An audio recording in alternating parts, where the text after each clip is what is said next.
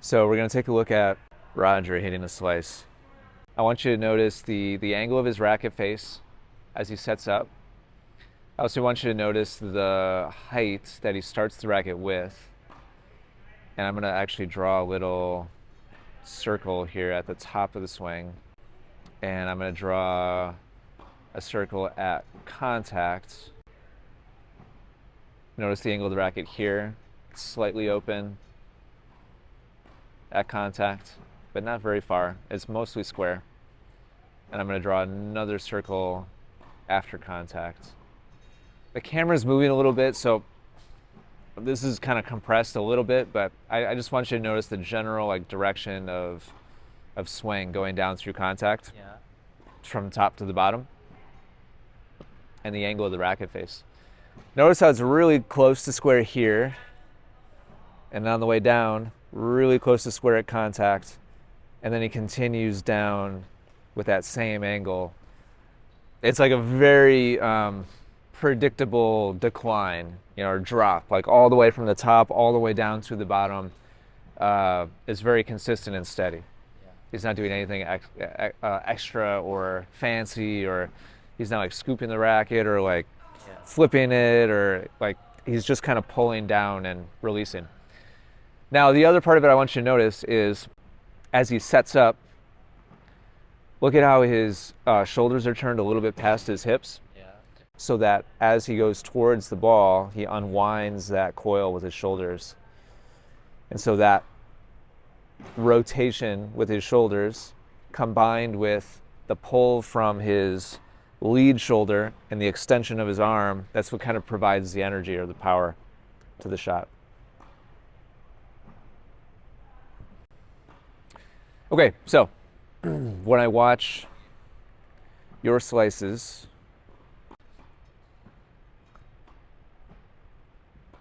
it's really interesting. Why?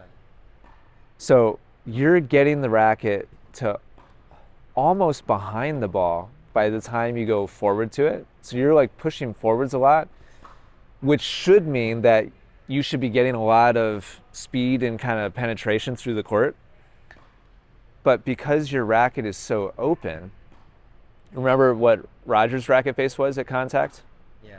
It's almost square. Yeah. It was open, but just by a couple degrees. This is probably 3 or 4 times more open, which when you watch the ball come off your racket, look at how the ball is rising, rising, rising, rising. So that open of a face is why the ball is going up into the air. And the backspin you're making causes the ball to even hang a little bit longer and float. Topspin pushes the ball down into the court, and backspin causes the ball to extend its flight longer. Yeah. Topspin shortens the flight of the ball, and backspin elongates the flight of the ball. So the combination of your really open face and the backspin that you are making is what's causing it to be really floaty. If you don't want the ball to float so much, we need to close the racket face more at contact. The good news is you're coiling, your shoulders are past your hips, that's good. But I'd like to see you start up a little bit. Well, it's not that you don't start high. You are starting high, but you're just dropping the racket pretty low before you start going towards the ball. Keep it higher for longer. Yeah. And so I'd like to see it be a more direct, downward path with a more square face at contact.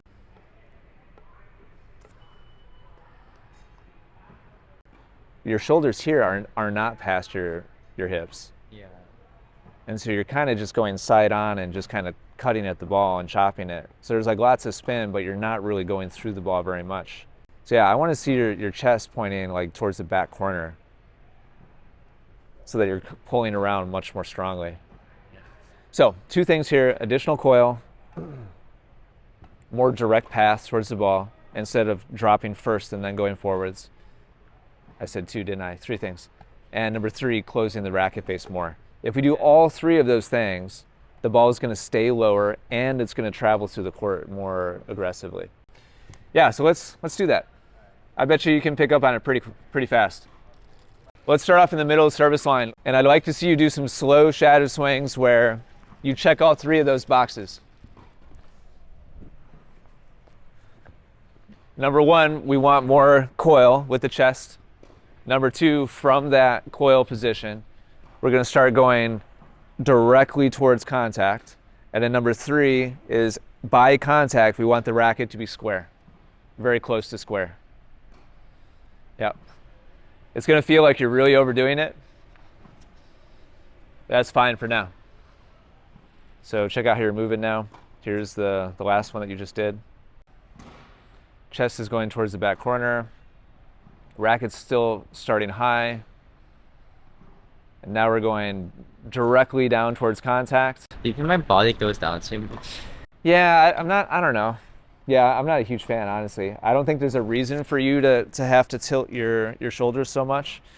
A little bit of tilt makes sense because we're delivering the racket down towards the ball.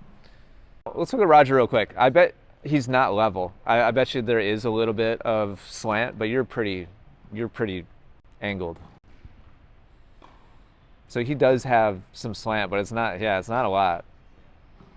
So it's more about this, his like shoulders coming around and his shoulder pulling the racket, than it is about him like slanting, downwards. There is a little bit of pitch downwards, but it's not much. Good, June. Yeah, that looks a lot better. You look much more balanced. Here's the last one you did. Same setup position, and now your posture is staying a little bit more level and even. That looks pretty.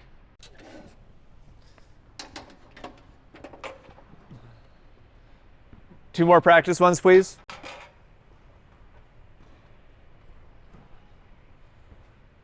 And now 4 hits the same way. Nice. Okay. Do you see the trajectory that had? And so I think it's just important that you have options. That would be one flavor of delivery that's obviously way more offensive. You could use that as an approach shot. You could use it to pull an opponent forwards and force them to have to like bend down and hit like a low, awkward shot. Every slice I saw you hit earlier today all had like a lot of loft to it. And that delivery is totally different. So that's fantastic. Show me another practice one, and then we'll hit 4 in a row and try to do that same delivery. Just open enough to clear the net. Yeah, good. Just open it up a slight bit more. Nice, June. Watch out. Oh. Oh, that's fine. That's fine. So let's check that second to last one. I'm really curious about that, about what the angle was exactly. Here's the last one. Here's the second to last one. I feel like I'm dancing. I like the angle of the shoulders much more. So look at the angle of the racket. That's really similar to what Roger was at. Yeah. Just slightly open. So that's what's going to send the ball just over the top of the net. It looks like you're skateboarding. I feel like I'm dancing. That's awesome. Nice job. And so here, this will be cool. So that's the second to last one that you put just over the top of the net. And now watch the last one. The last one was just a little bit higher and had a little bit more float to it. I feel like I still bring it right to down. Like I'm okay right now because I'm just like giving you 5 miles an hour. You kind of have to add a little bit of your own force to it, so I'm okay with it. When we get back to the baseline, I'm going to have the machine give you a little bit more energy, and we're going to practice more the direct path. all right. But from here, it's okay. Here's your last one. Look at the difference here. Oh. See how it's slightly more open? Yeah. And so that's the difference between sending it just over the top of the net. Not that that's where I want you to aim, but just for practice right now. We're trying to get that nice low angle and one that has a little bit more float to it. That's the difference. A slight difference in the angle. A couple degrees. Let's go back to the blue line now. All right, here we go. Let's get it right over the top of the net. Yeah, I like that a lot. Open the face just a little bit more. Wow. Okay, open it a tiny bit more. That's a cool shot, isn't it? Now, in real life, do we want to aim here? No, definitely not. But just as a training exercise, I think it's good for you to practice sending it right over the top of the net, just so you can practice finding that feel of getting the racket face a little bit more square. Here we go. That's a great shot. Good. Okay, too square. Open it up a little more. Yeah, good adjustment. Good. Let's look at that one real quick, and then we'll go back to the baseline.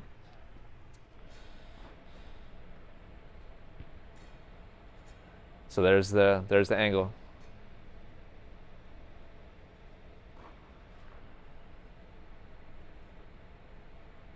Da, da, da, da, da. We need like some waltz music in the background. It's a good shot. All right, let's go back to the baseline.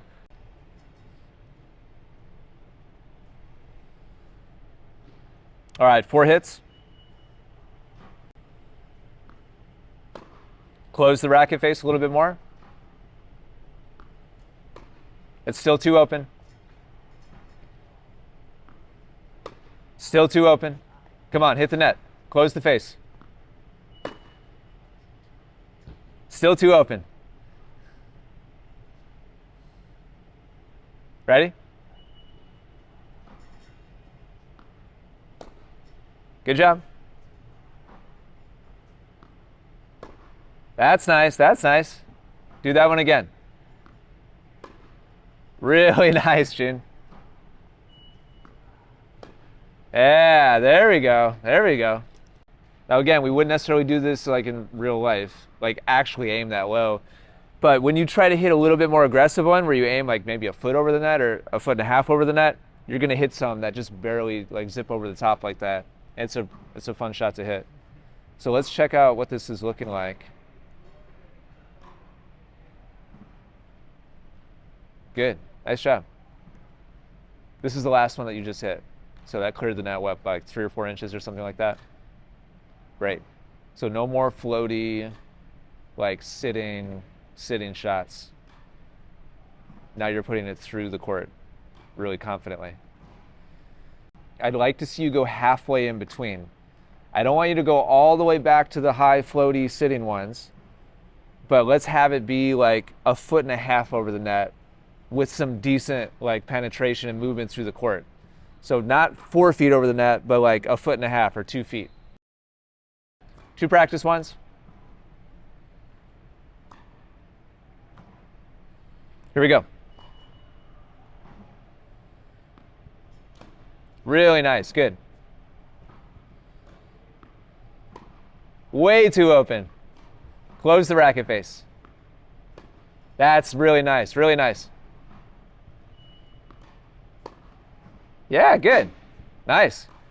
That shot you just hit would be a great change up in the middle of a rally. Yeah. The one you were hitting before, the ball was like sitting high over the top of the net, not moving through the court, and then landing around the service line and just sitting there. That last shot you're hitting is high enough over the net that it's reasonable. Like we're not totally risking hitting the net, but low enough that it keeps moving through the court. And that's the balance that we want. So here, check out that last one. That was a little bit higher contact too. Nice job dealing with that. Good. Yeah, that's a great angle with the racket face. Remember how open the original ones were? Yeah. But this is what's keeping the ball. Look at how the trajectory now is flatter and straighter. It is coming up off your racket, but it's not so steep that the ball is just going to end up hanging and sitting. So what's cool about this, having the ability to control this, is depending on the ball you receive, You could hit like a high, floaty defensive shot if you need a lot of time to get back, or you could change it up and hit 2 inches over the net, like really aggressive, or anything in between. Whereas previously, I feel like your slice was just only one flavor, and it was just like the soft serve flavor. Yeah. It was just kind of floating and sitting there. Even if you had a lot of time, it still just kind of hung there. And you should have a wide range of different deliveries. And now you know what dial to turn Yeah. to be able to give those deliveries.